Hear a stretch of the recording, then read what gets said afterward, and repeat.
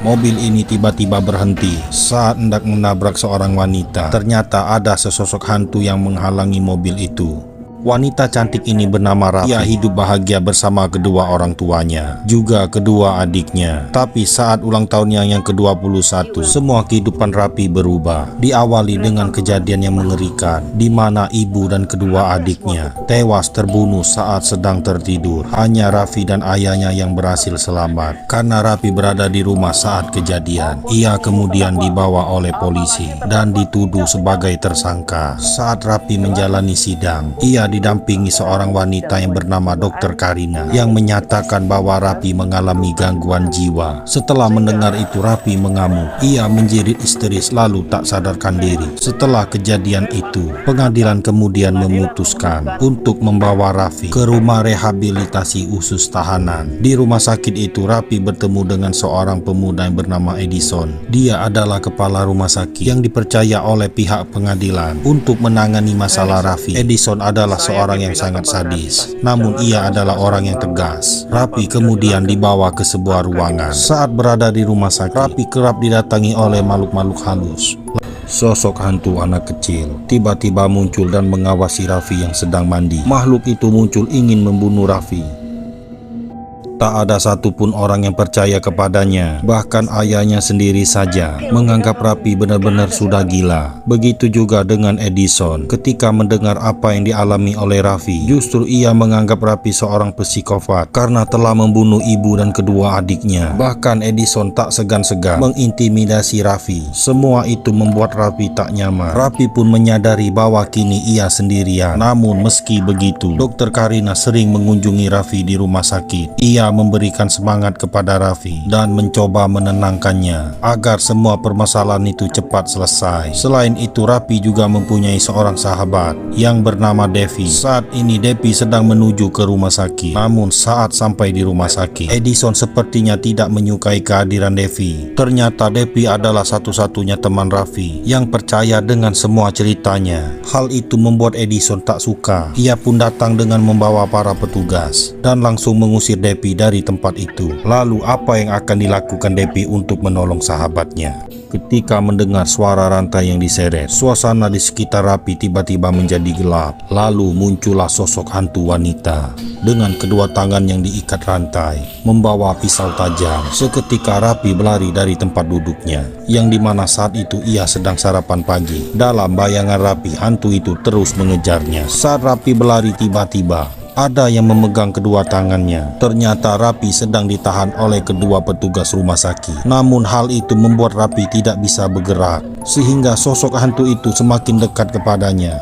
Tapi ia berhasil kabur. Saat menuruni anak tangga, Rafi melihat sosok hantu nenek tua yang sudah menunggunya di bawah. Dan saat Rafi kembali, hantu itu mengujamkan pisau ke seluruh tubuh Rafi. Rafi kemudian dilarikan ke rumah sakit khusus tahanan. Rafi mendapatkan perawatan darurat. Namun semua itu hanya ada di bayangan Rafi saja. Yang sebenarnya terjadi adalah Rafi hanya tak sadarkan diri saja. Sementara Dr. Karina langsung datang ke rumah sakit untuk memastikan kondisi Rafi, sebab ayah Rafi sedang sibuk bekerja. Lalu pada malam berikutnya, sosok hantu nenek tua mendatangi Rafi. Kebetulan saat itu petugas rumah sakit melihat CCTV. Mereka pun menyaksikan bagaimana tubuh Rafi terhempas ke dinding akibat mendapat serangan dari hantu ini.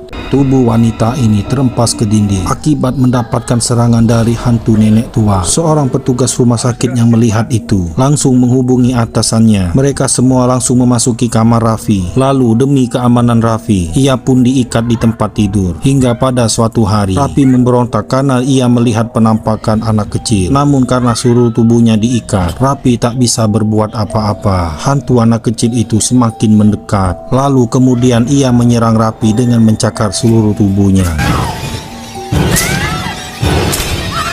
Keesokan harinya, Devi kembali mendatangi rumah sakit membawa seorang paranormal. Mereka kemudian menemui Rafi dan meminta Rafi untuk menceritakan semua yang ia rasakan. Sepertinya paranormal ini mengerti apa yang sedang dialami oleh Rafi. Ia pun lantas mengeluarkan sesuatu dari dalam kotak kecil. Namun hal itu dihentikan oleh Devi karena mereka melihat Edison melintas dengan wajah yang sangat sinis. Setelah itu mereka kembali menaburkan butir-butir kacang hijau untuk memanggil ketiga hantu itu. Seorang paranormal mengaburkan butir-butir kacang hijau dengan tujuan untuk memanggil ketiga sosok hantu. Lalu biji kacang hijau itu seperti ditiup angin. Seketika suasana menjadi gelap. Hanya ada mereka berdua di tempat itu. Paranormal itu lalu memperkenalkan kepada Raffi sosok hantu nenek tua, juga hantu anak kecil yang sering mengganggunya. Tapi Raffi mengatakan masih ada satu sosok lagi.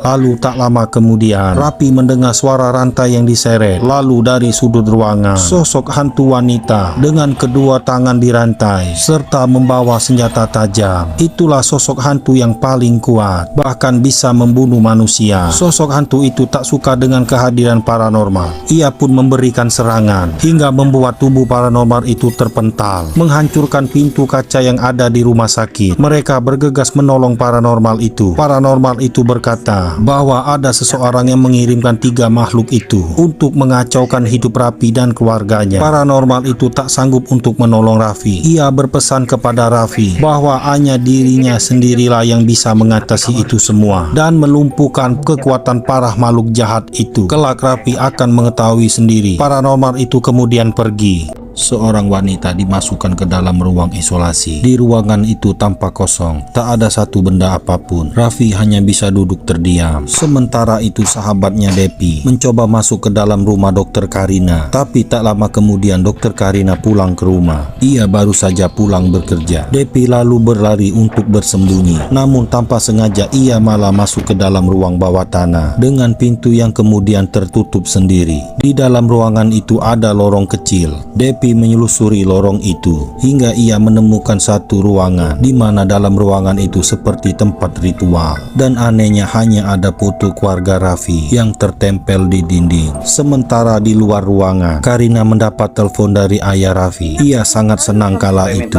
namun ternyata ayah Raffi justru menyuruh dokter Karina agar tidak ikut campur dengan urusan putrinya. Karina yang kesal lalu mengancam akan menghabisi nyawa Raffi karena ternyata selama ini Karina lah yang menghabisi istri dan kedua anaknya. Hal itu dilakukan karena Karina sudah lama menyukai ayah Raffi, bahkan jauh sebelum ayah Raffi menikah. Karina kemudian masuk ke dalam ruang bawah tanah. Mendengar ada jejak kaki, Depi segera bersembunyi. Tak lama kemudian ia melihat Karina menulis sesuatu di atas kertas, lalu membakar kertas itu di atas sebuah dupa. Seorang wanita melakukan ritual. Ia sedang memanggil ketiga jin peliharaannya dengan tujuan menyuruh ketiga jin itu untuk membunuh seorang wanita. Seketika suasana berubah, angin berhembus, sosok jin nenek tua muncul, disusul dengan sosok jin anak kecil, dan tak lama kemudian Karina memanggil sosok hantu terkuat yang bisa membunuh manusia. Setelah itu Karina pergi. Sementara itu Raffi yang berada di ruang isolasi merasa ada sesuatu yang tak beres. Ia lantas menghubungi Depi sahabatnya dan menceritakan apa yang ia rasakan. Sementara itu Karina dalam perjalanan menuju rumah sakit, dan ternyata jin suruhannya sudah lebih dulu sampai. Sosok nenek tua dan jin anak kecil itu sudah muncul di sudut ruangan. Sosok nenek tua itu kemudian mendekati Raffi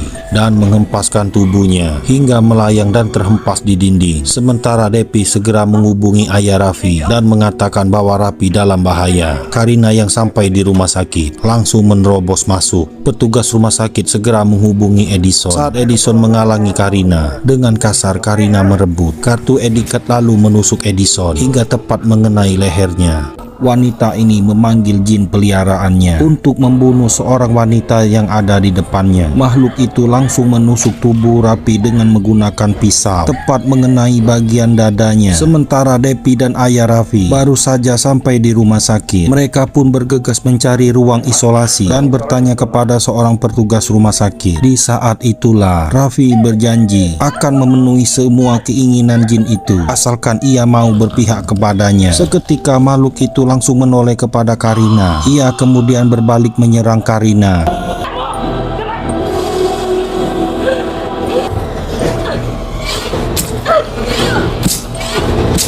Tubuh Karina pun berlumuran darah. Ia pun akhirnya tewas dengan cara mengenaskan di tangan peliharaannya sendiri. Tak lama kemudian ayah dan sahabatnya masuk ke ruangan itu dan segera menolong Raffi yang selamat dalam insiden mengerikan itu. Setelah kejadian itu berlalu, para makhluk halus itu lebih percaya kepada Raffi yang menjadi majikan baru mereka. Makhluk itu akan senantiasa melindungi dan menjaga keselamatan Raffi. Film pun selesai. Sampai jumpa di film lainnya.